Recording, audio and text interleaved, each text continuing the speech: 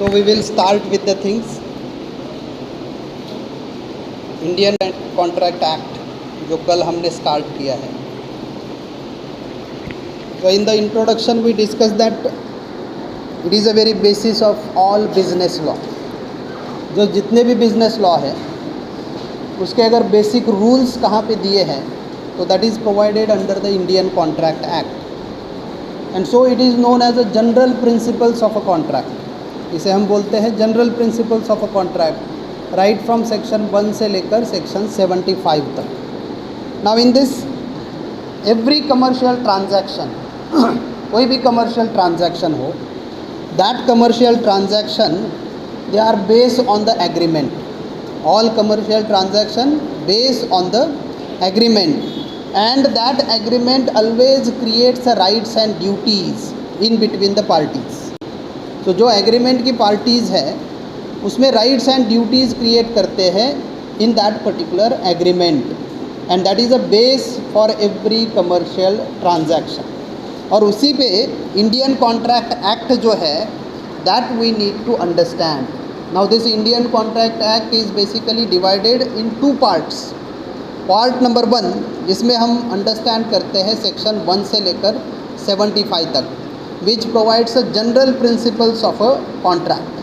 And part 2 जो है that is section 124 से लेकर सेक्शन 238 तक, that is provided second part, in which we understand special contract like pledge क्या है, बेलमेंट क्या है ना, गारंटी क्या है, देन एजेंसी का कॉन्ट्रैक्ट कैसे होता है, that all we understand in the second part of that particular contract. In these general principles of Indian contract act what we are going to find out? We are going to find out what is agreement, when that agreement is actually taken place, what are the conditions for that agreement, when that agreement is got breach, what are the remedies to the parties. तो ये हमारे questions हैं जो हम during this particular learning of the general principles of Indian Contract Act raise करते हैं और इसको आंसर देने की, आंसर करने की कोशिश करते हैं. That is our concern to study this particular Indian Contract Act. अभी इसमें जैसे मैंने बोला yesterday that the starting point of a contract क्या है, तो starting point है proposal, है ना. कोई पर्सन किसी को ऑफ़र करता है, प्रपोज करता है, that is the very starting point of formation of contract. Contract form होना कब शुरू हो जाता है? That one person is offering the another person और one person is giving a proposal to another person, और इसलिए प्रपोजल को बोला जाता है अ वेरी इनिशियल और a starting point of that particular contract. ना प्रपोजल के पहले हमने अंडरस्टैंड किया as per section 2H the definition of contract, and that definition says that an agreement enforceable by law is a contract. Agreement जो होता है जो law के थ्रू एनफोर्स किया जाता है उसे हम क्या बोलते हैं? कॉन्ट्रैक्ट. नाउ जब हम एग्रीमेंट को अंडरस्टैंड करते हैं या कॉन्ट्रैक्ट की डेफिनेशन को अंडरस्टैंड करते हैं तो उसमें हमें समझ में आता है कि for every contract there must be an agreement. Contract without agreement possible नहीं है. एंड सेकंड पॉइंट हम अंडरस्टैंड करते हैं every agreement must be enforceable by law. तो कॉन्ट्रैक्ट की डेफिनेशन में 2 पॉइंट हमें कौन से मिलते हैं कि वहाँ पे एग्रीमेंट होना चाहिए, that is point number 1, and second वो एग्रीमेंट लॉ के थ्रू एनफोर्सेबल होना चाहिए, तभी वो कॉन्ट्रैक्ट डिक्लेयर किया जा सकता है. Now generally speaking we understand that there is an agreement when one party accept the proposal made by the another party. Agreement कब होता है कि भाई एक पार्टी ने दूसरी पार्टी को प्रपोजल दिया, कुछ ऑफ़र दिया. ऑफ़र ये जो वर्ड है that which can be use for the proposal. Proposal के लिए दूसरा वर्ड कौन सा है? ऑफ़र. इंग्लिश लॉ में प्रपोजल को क्या बोलते हैं? ऑफ़र बोलते हैं, है ना. एंड जो पर्सन प्रपोजल देता है उसे हम क्या बोलते हैं? ऑफरर. ऑफरर. एंड जो प्रपोजल को एक्सेप्ट करता है we are naming it as a offeree. So offerer, offeree, दो पार्टीज़ हैं. Is it so? जिसे हम बोलते हैं प्रपोजर एंड प्रपोजी, है ना. So under Indian law we are considering the term proposal. Under the English law we are considering the term offer. So who offers, that is a offerer, and who accept the offer, that is a offeree. Is it so? So यहाँ पे हम understand करते हैं the proposal and the offer, both the words can be used interchangeably. तो आप जब भी read करेंगे अभी तो उसमें कई जगह पे ऑफ़र ये वर्ड आया है, कई जगह पे प्रपोजल ये वर्ड आया है, कई जगह पे ऑफरर, ऑफरी या proposer, प्रपोजी, that you can use while writing your answer also. So that is the first thing. Now when we say that the proposal is the starting point of every contract, first we need to understand the definition of proposal. The definition क्या है? तो जैसे मैंने कल आपको बोला कि definition which is provided under section 2A, section 2 clause A में proposal का definition दिया है. What it says? An agreement, sorry, when one person signifies to another his willingness to do, when one person signifies to another his willingness to do or abstain from doing with a view to obtain the assent of that other, then he is making a proposal to that another person. बराबर. As per section 2A जब हम definition को read करते हैं what we are understanding कि एक person दूसरे person को कुछ सिग्निफाई करता है. सिग्निफाई करता है मतलब कुछ बोलता है, कुछ कन्वे करता है, कुछ कम्युनिकेट करता है. क्या कम्युनिकेट करता है कि भाई तुमने मेरे लिए कुछ करना चाहिए या तुमने मेरे लिए कुछ नहीं करना चाहिए, और मेरा तुम्हें ये कन्वे करने का, कम्युनिकेट करने का ऑब्जेक्ट क्या है कि तुमने उसी सेंस में उसे रिप्लाई देना चाहिए. तो अगर मैं तुम्हें बोलता हूँ कुछ करो तो तुमने उसी सेंस में उसको एक्सेप्ट करना चाहिए कि हाँ मैं करता हूँ. अगर मैं तुम्हें बोलता हूँ कि तुम मेरे लिए कुछ मत करो तो उसी सेंस में तुमने रिप्लाई देना चाहिए कि हाँ तुम्हारे लिए मैं ये नहीं करता हूँ. तो that time I can say that I made a proposal to you as per section 2A of the Indian contract act. Is it so? तो section 2A which provides that definition को बाय हार्ट करो. When one person signifies to another his willingness to do or to abstain from doing anything with a view to obtain the assent of that other to such act or abstinence, he is said to make a proposal. है ना. Definition बहुत अच्छी है, इसको bye heart करो. मैंने तो by heart किया था, मुझे रीड करने में बहुत अच्छा लगता था, and then I by heart that definition. तो you also can enjoy that thing. You just enjoy that thing कि जब हम रीड करते हैं तो हमें एंजॉय करने आना चाहिए. You should make a friendship with the words, with the provisions, है ना. सो सेक्शन 2A जो है ये हमें प्रपोजल का डेफिनेशन दे रहा है. अभी अंडरस्टैंड करते हैं पर्सन को. The person who makes the proposal is called the promiser. जैसे मैंने बोला ऑफरर, वैसे उसे हम प्रॉमिसर बोलते हैं, जो वचन देता है, जो प्रॉमिस देता है. The person who makes the proposal, that is a promisor. The person who accepts the proposal, that is a promisee. जो proposal को accept करता है, that I am accepting your proposal, that person is known as a promisee. तो हमेशा याद रखना contract में दो पार्टीज़ हमेशा होगी. एक तो जो प्रपोजल देता है वो पार्टी, और दूसरा जो प्रपोजल एक्सेप्ट करता है वो पार्टी. जो प्रपोजल देगा उसे प्रॉमिसर बोलेंगे, जो प्रपोजल लेगा या एक्सेप्ट करेगा उसे प्रॉमिसी बोलेंगे.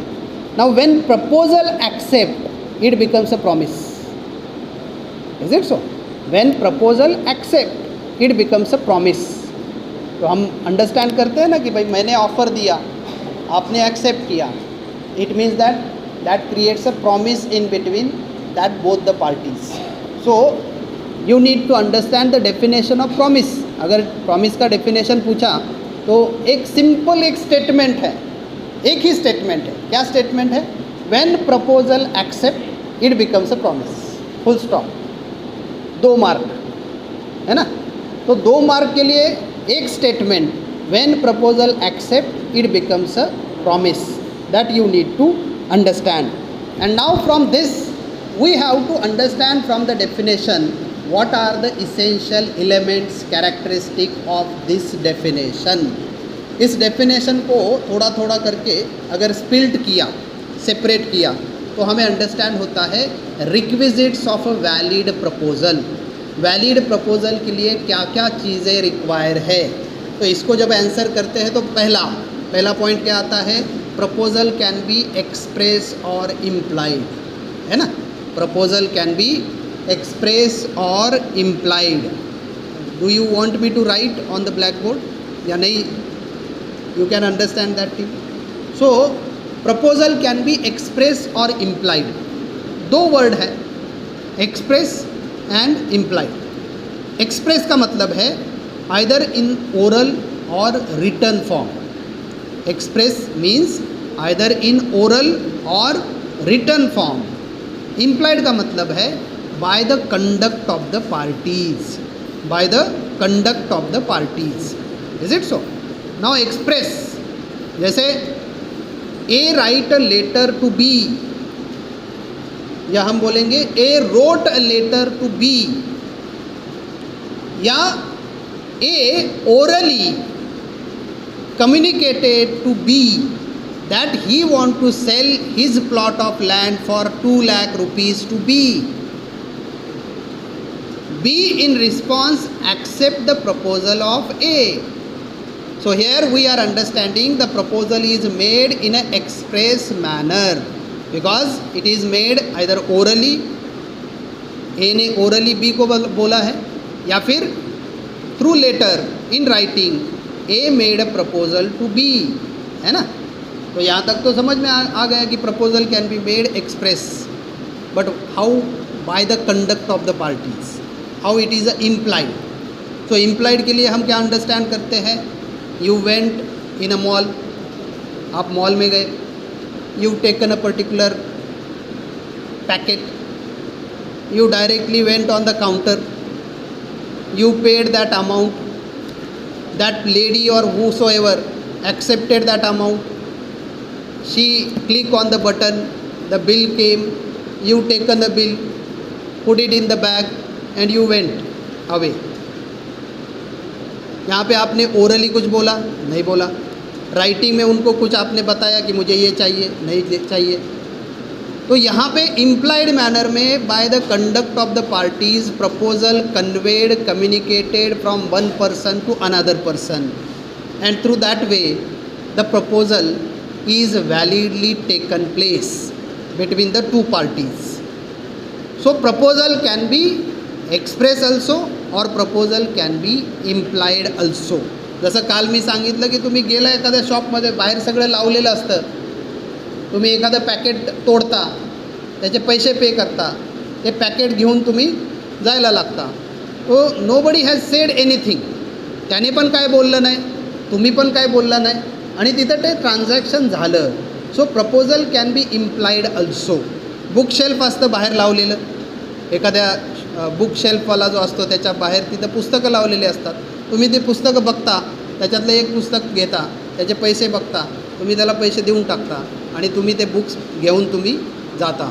सो that is also by the conduct of the parties. So sometime party is not expressly making any communication between them, because we are talking about express और इम्प्लाइड. सो एक्सप्रेसची condition काय आहे? What is the condition of express? That it can be in the oral form also और it can be in the written form also. But if you are doing only on the basis of your conduct, then that is something which is known as a implied. बरोबर? Implied. So that is the first condition, first requisite of a valid proposal. Second काय आहे? Proposal to whom made. To whom? किसको करना है propose? Propose करना है to the definite person. There should be a person. तो ए ने B को प्रपोज किया. The proposal is restricted, targeted only to that B, not to C, not to D, not to E or anybody. So the proposal must be made to a definite person, है ना? It can be made generally to all also. Offer or proposal can be made to all. जैसे you have given advertisement in the newspaper and you said कि whosoever want to get reward, they can come to me. I will pay this reward whatever published in the newspaper. So here you are conveying, giving offer to public at large and not to specific person, not to a specific person, definite person. So that is called general offer, a general proposal. So proposal can be made to the specific person, Sanap ना, तो सानपलाच मला proposal द्यायचं आहे. So I can offer Sanap specifically that I am offering you to purchase my land for so and so amount. So no other can be eligible for that particular proposal. Only that specific person can accept that particular offer. But when I said that anybody, whosoever want to purchase my plot of land for this particular amount, they can come to me and they can give that particular offer or accept my proposal for this particular amount. So यहाँ पे हम क्या कर रहे हैं? General offer कर रहे हैं, that world at large. Is it so?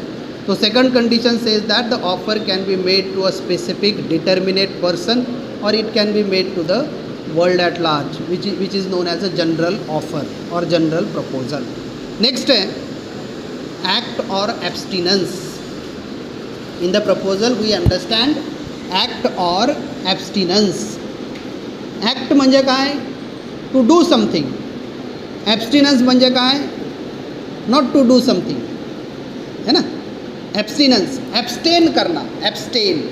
Abstain करने का मतलब क्या है? Prohibiting, prohibit करना. Don't do this, ऐसे बोलना.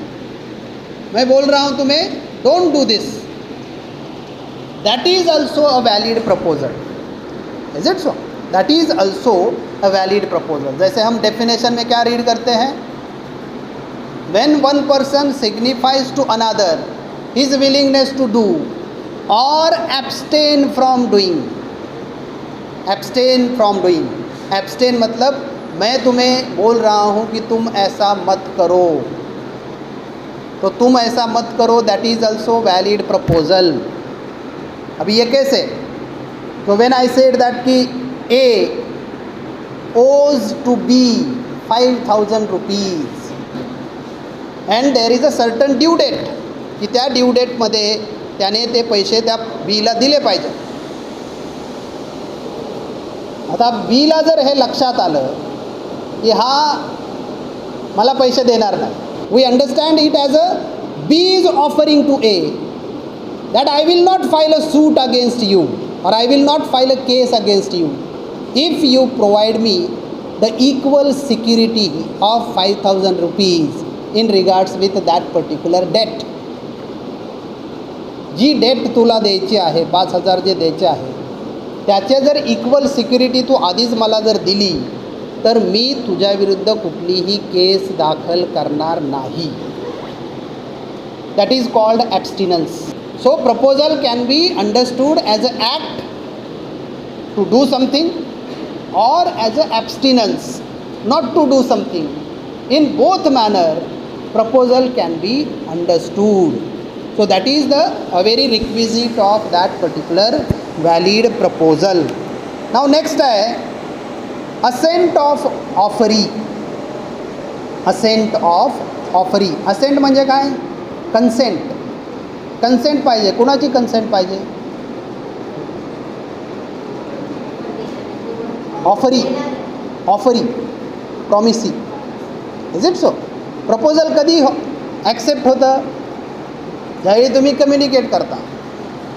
आणि कम्युनिकेट केल्यानंतर त्या पुढच्या व्यक्तीला मान्य पाहिजे ना. मग त्याची कन्सेंटच नसेल तर त्या प्रपोजलचा यूज काय. And so assent of offeree, we are not saying offerer, we are saying offeree. कारण जो प्रपोजल देतो आहे त्याला तर त्याची इच्छा आहे की त्यानं मी जे बोलतो आहे तसंच त्यानं पॉझिटिव्हली किंवा निगेटिव्हली मला रिप्लाय द्यायला पाहिजे. आणि म्हणून आपण म्हणतो आहे की कन्सेंट कुणाची महत्त्वाची आहे, तर ऑफरीची महत्त्वाची आहे. की ज्याला तुम्ही प्रपोजल दिलेला आहे that person must accept that particular proposal. And so in every proposal the consent or assent of offeree is also required. Without assent or without consent of the promisee or offeree, proposal cannot be complete. है ना. Proposal जर तुम्हाला complete करायचं असेल, मनातच ठेवतोय म्हणजे तुम्ही कन्व्हेन्स करत नाही, तुम्ही बोलतच नाही, आणि बोलल्यानंतर ज्यावेळी तुम्ही पुढच्या माणसाला विचारता की do you accept this, and when the person is communicating that acceptance assent, then we can say that proposal becomes a promise. है ना. And so assent of the offeree that is also a very requisite valid condition of the proposal. Now next आहे certain and specific. A proposal must be certain and specific. Proposal कसं पाहिजे, certain पाहिजे, specific पाहिजे. Certain आणि specific म्हणजे काय, point two point पाहिजे. Very good. अजून निश्चित स्वरूपाचं पाहिजे. Very good. Point two point पाहिजे, निश्चित स्वरूपाचं पाहिजे, विदाऊट एनी ॲम्बिग्युटी पाहिजे, कन्फ्यूज करणारं नाही पाहिजे, स्ट्रेट टू पॉईंट पाहिजे. है ना. क्लिअर पाहिजे. Is it so. So proposal must be certain, proposal must be a very clear, proposal must B जसा ह्यांनी सांगितलं point two point. Proposal must B determinate, निश्चित स्वरूपाचं. डिटर्मिनेट, तुम्हाला काय म्हणायचं आहे ते पुढच्या माणसाला समजलं पाहिजे. That is the very requirement. Now when we say that, suppose take the example of tenders. Tender notice निघतात गव्हर्मेंटच्या, त्याच्यामध्ये ते कंडिशन देतात की every tenderer must apply with these particular conditions. है ना. नाव टेंडर नोटीस ज्यावेळी पब्लिश होते, whether that is a proposal,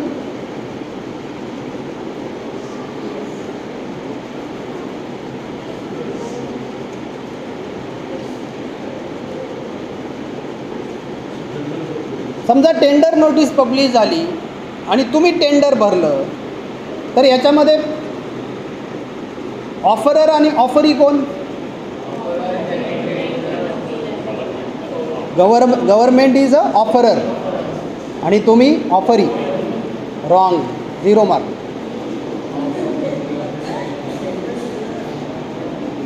तुम्ही ऑफरर आहे, you all are offerer because you are applying. है ना. Tender notice is an invitation to offer. Tender notice काय आहे, invitation to offer. Is it so. Invitation to offer म्हणजे मी काल तुम्हाला म्हटलं की तुम्ही इथून बाहेर जाता आणि ते रिक्षावाला तिथं थांबलेले आहेत, रिक्षा, बरोबर. ते तिथं थांबणं म्हणजे इन्व्हिटेशन टू ऑफर आहे. They are inviting you to come, या माझ्याकडे. Is it so. तुम्ही ज्यावेळी रिक्षावाल्याला बोलाल बाबा ठाण्याला चल, drop me at Thane station, you are offerer. You are making the offer to that रिक्षावाला, ड्रॉप मी ॲट ठाणे. तो जर जाणार असेल तर म्हणेल की चला, तो जर तिकडे जाणार नसेल, your offer rejected, not accepted. you have to search another rickshaw wala, है ना. So you have to understand that a display of all the chips packet on that stall, shopkeeper pashi, that is all invitation to offer. Sadi sale, discount, 30%, 50%, all invitation to offer. Company's prospectus, what issued by the company in regards with the share, that is also invitation to offer.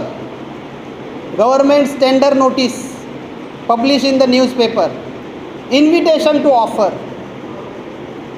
CET सेलचा form register करा या डेटमध्ये आणि तुमचं candidature offer करा for the admission of LLB course, invitation to offer. नाहीतर काही मुलं काय करतात, CET देतात, निवांत घरी बसतात, झालं माझं काम, आणि परत डेट निघून गेल्यावर म्हणतात अरे मला ओपनच झालं नाही ते. Because you didn't applied for that, you didn't offer to the CET that I am willing to take admission in the 3 years course. Is it so? So you must understand that whenever there is a tender notice published, that tender notice is an invitation to offer. Is it so? And when you are applying for that tender, you becomes an offerer and government becomes offeree. So अगर आपने जो condition दी है उस condition को आप follow करते हैं तो ही गवर्नमेंट आपके एप्लीकेशन को एक्सेप्ट करेगा. अगर आपने उन कंडीशंस में एक भी कंडीशन अगर आप फॉलो नहीं करते हैं, government is having a right to reject your application. Is it so? तो अगर पर्टिकुलर टेंडर नोटिस में ऐसा लिखा है, जो भी स्पेसिफिकेशन आप देंगे, जो भी फिगर्स आप देंगे, that should be written in the word form and that should be written in the figures also. And आपने अप्लाई किया जिसमें आपका एस्टिमेट जो है that only provides a figures, not in the words, then you are not complying with the condition of that particular tender notice. And ऐसे situation में your offer is not specific and certain. हम बोल रहे हैं ना, clear होनी चाहिए, specific होनी चाहिए, टू द पॉइंट होनी चाहिए. तो you are not fulfilling the condition. तो वो कंडीशन में भी मैंडेटरी है, गवर्नमेंट ने स्पेसिफिकली मेंशन किया ऐसे ही मुझे चाहिए. But your application, your offer is not providing that clarity, and hence that offer can be rejected. Is it so? So you need to understand the requisite of proposal, that the proposal must be a very clear, certain, specific. Then and then only that can be considered as a valid. Next है legal obligation. Proposal must create legal obligation. Proposal में legal obligation create होना चाहिए. और जब हम legal obligation की बात करते हैं तो we must understand to create contract. Contract को क्रिएट करने के लिए parties must intend to create a legal obligation. जो पार्टीज़ उसमें आती है कॉन्ट्रैक्ट में, वो क्या करती है, विद द इंटेंशन आती है कि we are here to create a legal obligation. है ना, हम किसी डोमेस्टिक पार्टी में नहीं आए. जो डोमेस्टिक पार्टी होती है ना, विदाउट एनी रीज़न ऐसे ही हो रहा है, तो that is not the concern of the party. Party want to do business, parties want to do commercial transaction, and for that reason they are coming together. And so when one person is offering or giving a proposal to another person, that person or another person must have intention to create a legal obligation between them. अब इसके लिए एक बहुत ही landmark judgement है, that is Balfour versus Balfour. है ना, Balfour versus Balfour, BALFOUR, Balfour versus Balfour. है ना, ये इंग्लिश केस है. इसमें क्या हुआ था, husband and wife they are from the Ceylon, वो सिलोन के हैं, but they went to England for the vacation, वो वैकेशन के लिए इंग्लैंड में जाते हैं एंड वहाँ पे वो रहते हैं। लेकिन एक पर्टिकुलर दिन पे हस्बैंड को वापस आना है because of the work reason, but at that point जो वाइफ है she become medically sick and because of that she couldn't make out to return with the husband, and so she decided to stay there, and husband promised to his own wife that pound 30 pound है ना, pound 30 he will pay to his wife monthly during her stay at the England।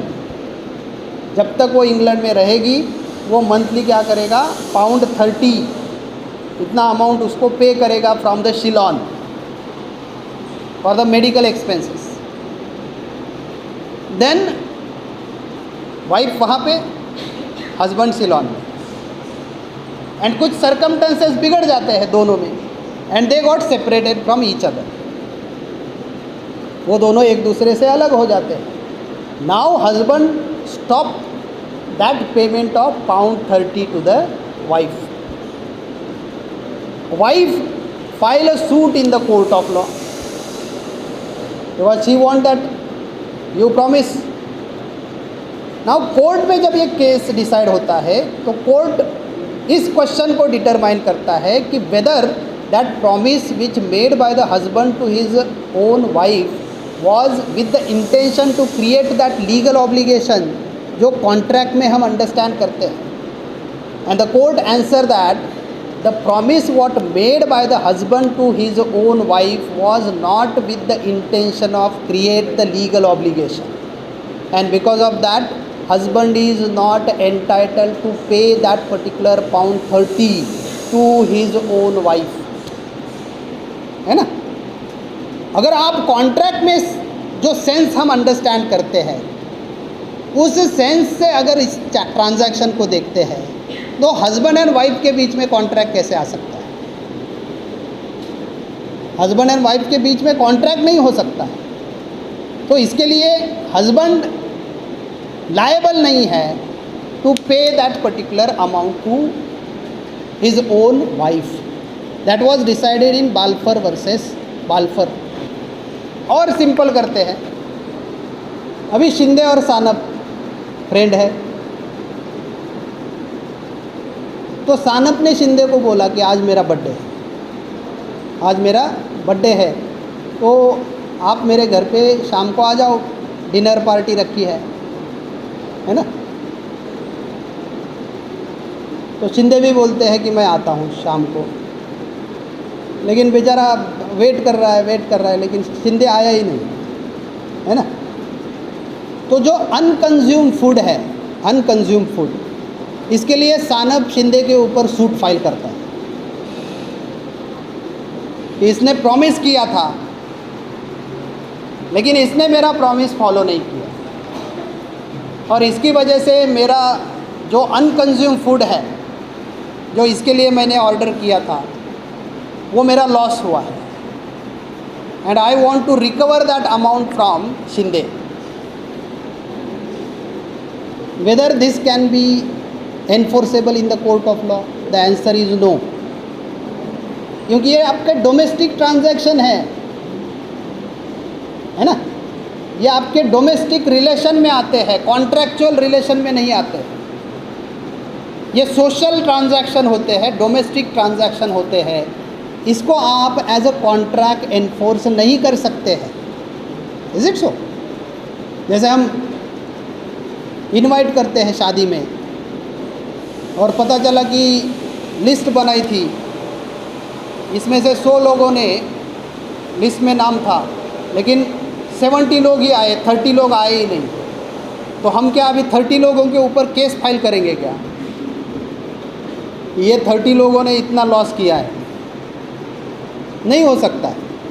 And so parties must enter into a contract in that particular transaction with intention to create that legal obligation, तभी वो transaction enforce किए जा सकते हैं, otherwise वो transaction enforce नहीं हो सकते हैं.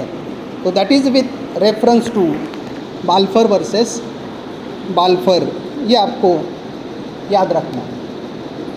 नेक्स्ट है the next requisite for the proposal, that is a communication. Proposal must be communicated. Proposal क्या होना चाहिए? कम्युनिकेट होना चाहिए. तो कम्युनिकेट होना मतलब क्या होना? That proposal must be reach in the knowledge of the another person.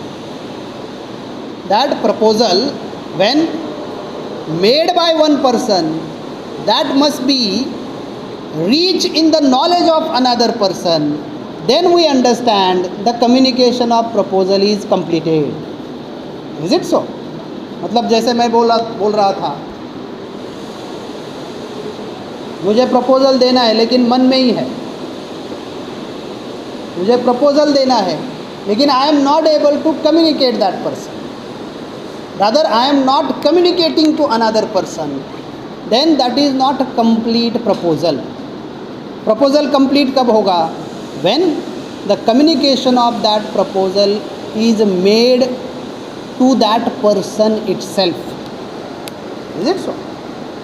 अभी इसमें भी बहुत लैंडमार्क जजमेंट है, इंटरेस्टिंग जजमेंट है. लालमन शुक्ला वर्सेस गौरी दत्त. लालमन शुक्ला वर्सेस गौरी दत्त. अभी इस केस में क्या होता है? देयर इज़ वन मुनीम. मुनीम जो होता है वो मालिक के लिए काम करता है. तो वो मुनीम को उसका मालिक बोलता है, ओनर बोलता है कि मेरा नेफ्यू जो है वो एब्सकॉन्ड हो गया है, कहीं गुम हो गया है, और तुम उसको जाके ढूंढ के लाओ. दैट मुनीम, the owner says that find out my nephew where he absconded. मुनीम went to find out that nephew. मुनीम जाता है, फिर बाद में जो ओनर है वो पेपर में ऐड देता है, रिवॉर्ड डिक्लेयर करता है कि जो कोई मेरे नेफ्यू को ढूंढ के लाएगा मैं उसको पर्टिकुलर अमाउंट का रिवॉर्ड दूंगा, है ना. Now this fact is not in the knowledge of the मुनीम. एंड देन मुनीम क्या करता है? वो बेचारा बहुत जगह इधर उधर जाके उस नेफ्यू को आखिर में ढूंढता है और उसको लेके अपने ओनर को वो दे देता है, अपने ओनर को वो दे देता है. और बाद में उसको पता चलता है कहीं से कि तुम तो गए उधर ढूंढने के लिए, लेकिन तुम्हारे मालिक ने इसके ऊपर रिवॉर्ड रखा था और तुम्हें मालूम ही नहीं है. तो ये फैक्ट जब उसको बाद में मालूम होती है तब वो मालिक के पास जाता है और बोलता है कि आपने जो रिवॉर्ड डिक्लेयर किया था वो मुझे मिलना चाहिए, क्योंकि मैंने तो आपके नेफ्यू को ला के दिया. तो मालिक बोलता है I am not entitled to give you that reward. तो वो कोर्ट में जाता है और कोर्ट में केस फाइल करता है मालिक के ऊपर. नाउ कोर्ट डिसाइड करता है मुनीम is not entitled for that reward. Why? Because communication of proposal is not made to that मुनीम. Is it so? क्योंकि जब कम्युनिकेशन रिक्वायरमेंट है, बहुत ही इसेंशियल कंडीशन है प्रपोजल की, और वो प्रपोजल अगर ऑफरी के नॉलेज में नहीं है, वो प्रपोजल अगर जिस पर्सन को प्रपोजल दिया है उसके नॉलेज में ही नहीं है, then how that person can claim on that particular proposal. So that is why we understand that until and unless the proposal is not communicated to whom it is made, that person cannot enforce that proposal. Is it so? So communication of the proposal is also very essential requirement of that proposal. तो यहाँ पे हम पहला question and करते हैं. Define proposal and what are the very requisites of a valid proposal. Question कैसे पूछे जाते हैं? डिफाइन प्रपोजल, प्रपोजल को डिफाइन करो, and explain the very essentials और requisites of valid proposal, requisites of valid proposal, है ना। तो ये पॉइंट आपको उसमें लिखने हैं। तो पहला पॉइंट क्या था? प्रपोजल कैन बी एक्सप्रेस और इम्प्लाइड। दूसरा, to whom it should be made. तीसरा, एक्ट और एब्सटिनेंस। चौथा, असेंट ऑफ ऑफरी। पांचवा, legal obligation. 6, communication of proposal, है ना। और इसमें केसेस, 2 केसेस मैंने आपको लैंडमार्क बताए, Balfour versus Balfour, and second one Lalman versus Gauridutt. ये इतना आपको सफिशेंटली लिखना पड़ेगा। तो यहाँ पे ये पहला क्वेश्चन हम एंड करते हैं। अभी छोटे छोटे कंसेप्ट कभी कभी पूछे जाते हैं, जैसे counter offer and invitation to offer. Counter offer and invitation to offer. Counter offer क्या होता है?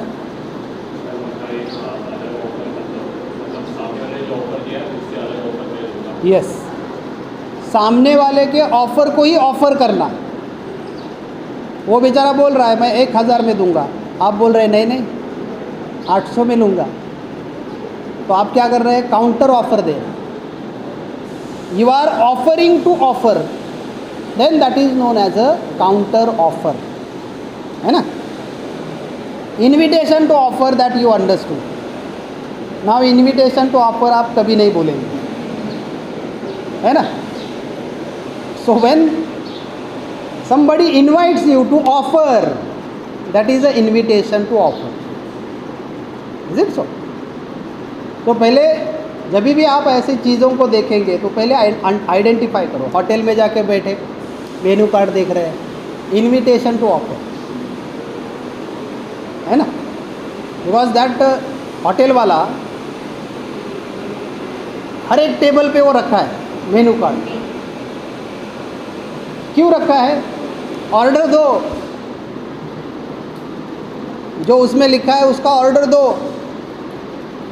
कभी कभी आपको बोला जाता है कि साहब ये नहीं है आज। जब आप बोलते हैं कि भाई ये लाओ, पनीर मशरूम टिक्का कुछ क्या होता है, तो वो बोलता है साहब ये नहीं मिलेगा आज। तो आप बोलते हैं यार क्या है होटल, ऐसा थोड़ी होता है। Is it so? It means he is not accepting your offer. तो जहाँ पे भी आप जाते हैं,